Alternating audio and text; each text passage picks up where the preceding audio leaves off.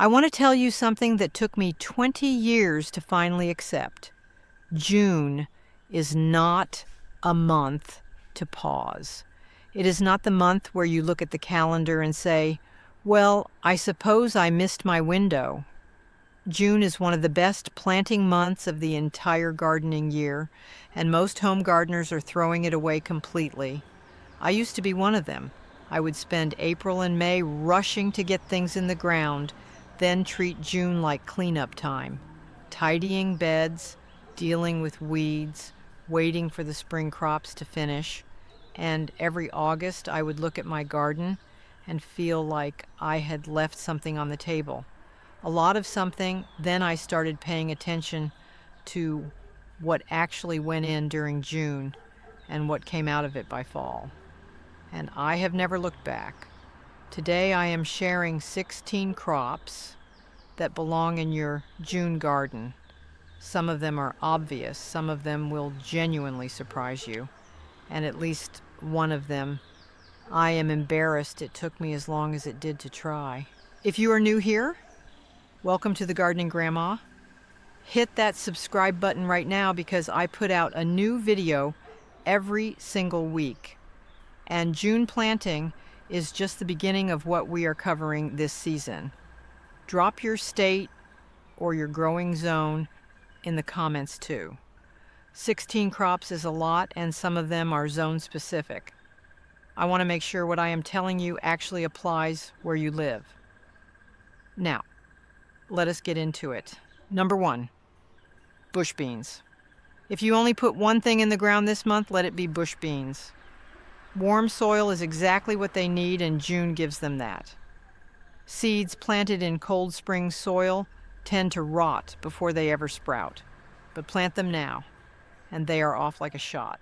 Compact plants, no staking, no fuss, and you are looking at harvest in about 50 to 60 days. That puts you right at late July or early August. I always do 2 sowings about 2 weeks apart, so I am picking fresh pods in waves rather than all at once. Consistent moisture during flowering is what keeps the pods coming. Do not let them dry out at that stage. Number 2, cucumbers. Cucumbers want heat. They want warm soil and long sunny days, and June delivers all 3. I have watched people plant cucumbers in April and stand there wondering why nothing is happening for weeks. The ground is simply too cold. Put them in now, and they will reward you faster than almost anything else in the garden. Most varieties go from seed to harvest in 55 to 65 days. Train them up a trellis or a piece of wire fencing, and they will produce faster than you can keep up with. Some summers I am giving them to every neighbor on the street and still running out of ways to use them. Number 3, summer squash, zucchini, yellow squash, patty pan. All of them love June. Direct seed them straight into your bed because squash really does not like its roots disturbed. I have started them indoors before and watched them sit there sulking for days after transplanting. Not worth it. Push the seeds directly into warm soil. Give each plant plenty of space because they will absolutely use it. And keep moisture consistent while they establish. After that, step back and let them do what squash does best. 1 week you have a tiny seedling. 3 weeks later, you are wondering how you are going to eat all of this. Number 4, sweet corn. A lot of gardeners think corn is a spring-only crop, but that is not the full picture. In a region with a decent growing season, June corn works beautifully. The warm soil actually speeds up germination compared to planting in cold ground, so your stand comes in stronger and more even. Plant in blocks, not long single rows. Corn is wind-pollinated, and block planting means the pollen lands where it needs to go. Give it full sun, and do not let it dry out during tasseling. That is the window where moisture matters most, and where so many gardeners lose yield without knowing why. Number 5, okra. Okra is one of those plants that genuinely transforms in June.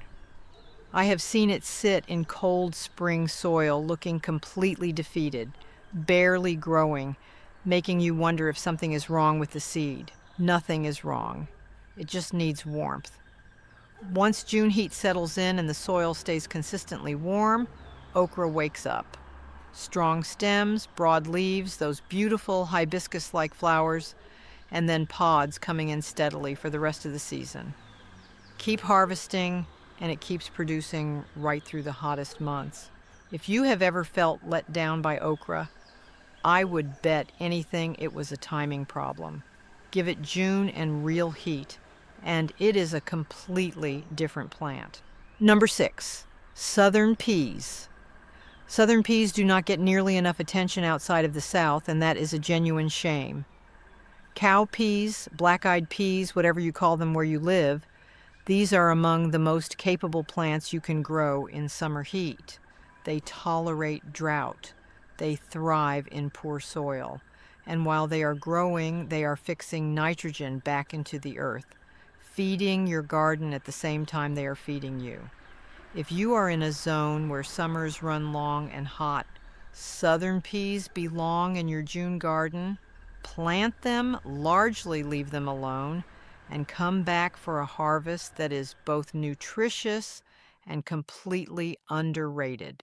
Number 7, sweet potatoes. Sweet potatoes need a long, warm season, usually 90 to 120 days, and that is exactly why June is the time to get them going. You are not planting seeds here. You are planting slips, which are small rooted cuttings from a mature sweet potato. Get them into warm soil and they will vine out, spread, and quietly build those big, beautiful tubers underground. By fall, you will pull up more food than you expected. And sweet potatoes store beautifully, which means the value from one June planting carries your kitchen for months. Number 8, edamame. Yes, the soybeans from the restaurant. You can grow them at home for almost nothing, and they love warm June soil. 75 to 90 days to harvest, depending on the variety, which puts you right at early fall if you plant now.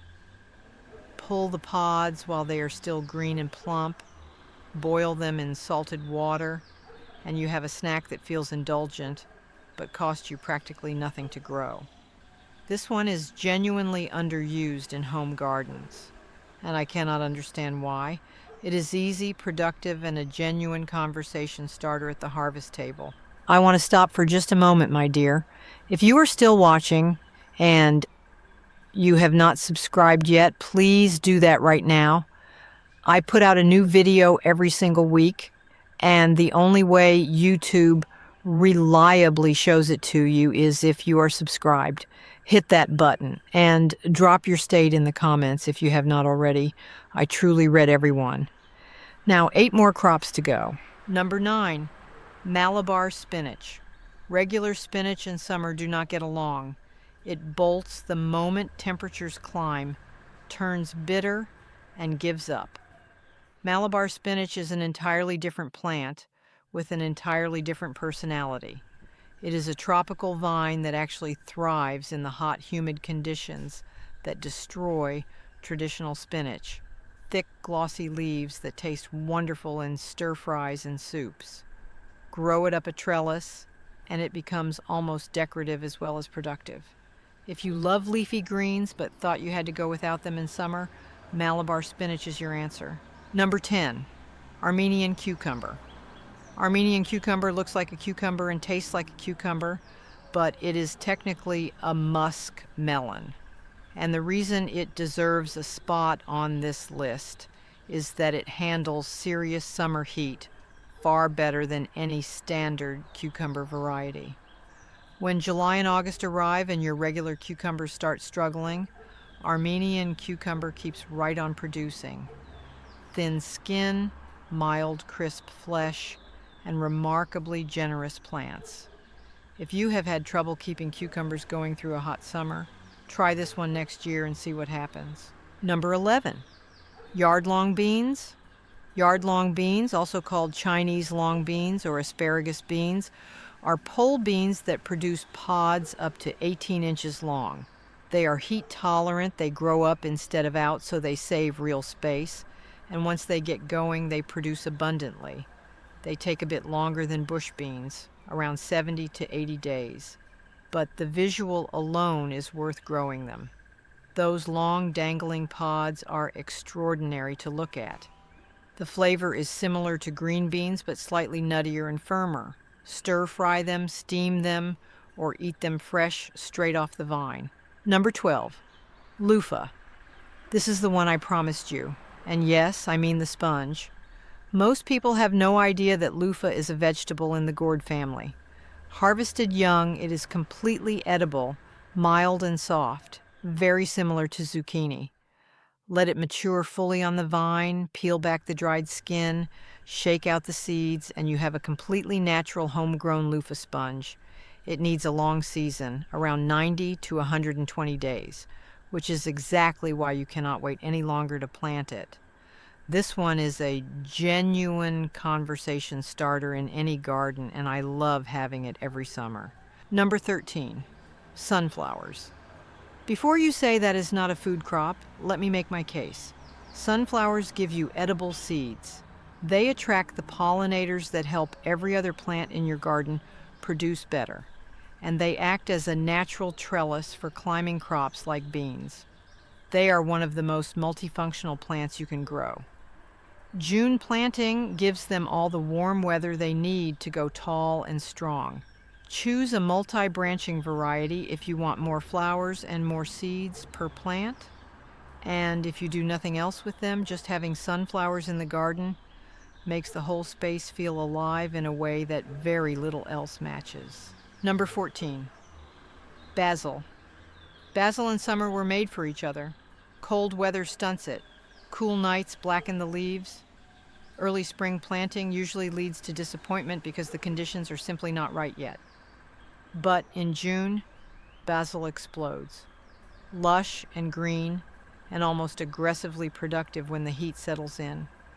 Plant it near your tomatoes. They genuinely seem to thrive together. And the basil helps repel certain pests naturally. Pinch the flower heads off the moment they appear to keep the plant producing fresh, tender leaves instead of shifting its energy into seed production. The more you harvest, the more it grows back. One healthy June-planted basil can supply your kitchen all summer long for the price of a single seed packet. Number 15, cantaloupe. Cantaloupe needs consistent warmth to build that deep honeyed sweetness, and June planting sets them up perfectly for late summer harvest. The more sun they get, the more sugars develop in the fruit. Give them plenty of room to run or grow them vertically with a strong trellis and fabric slings to support the fruit as it swells. You will know a cantaloupe is truly ready when the skin shifts to a golden tone, the stem loosens, and the fruit comes away with almost no effort. A vine-ripened cantaloupe in August is a completely different experience from anything you have ever bought at a grocery store. Number 16, moringa. And here's the wild card. Moringa, sometimes called the drumstick tree or the miracle tree, is one of the most nutritionally dense plants on the planet. The leaves are packed with vitamins and minerals. The young seed pods are edible, and in warm conditions it grows at a pace that is almost startling. Once the weather turns consistently warm, it does not just grow, it takes off. Those leaves can be used fresh in soups and stews, dried and ground into powder for storage, or blended into drinks as a nutrient boost. It is not common in Western gardening content, but in tropical and subtropical regions around the world, it has been a dietary staple for generations. If you are in a warm growing zone and you have never tried moringa, June is the moment to start. 16 crops, some of them the workhorses you already know, some of them the quiet stars that most gardeners walk right past at the seed rack without a second look. The gardeners who get the most from their season are not always the ones with the most land or the biggest budget. They are the ones who understand timing, who stay curious, and who are willing to put something unfamiliar in the ground just to see what it can do. Drop a comment below and tell me 2 things. What state are you gardening in, and which crop from this list are you planting first? I read every single one, and I love hearing what you are all working on out there. If you are not subscribed yet, do it now. New video every week, no fluff. Just what actually works after 30 years of doing this. Until next time, happy gardening. Take care of yourselves and take care of those beautiful gardens of yours.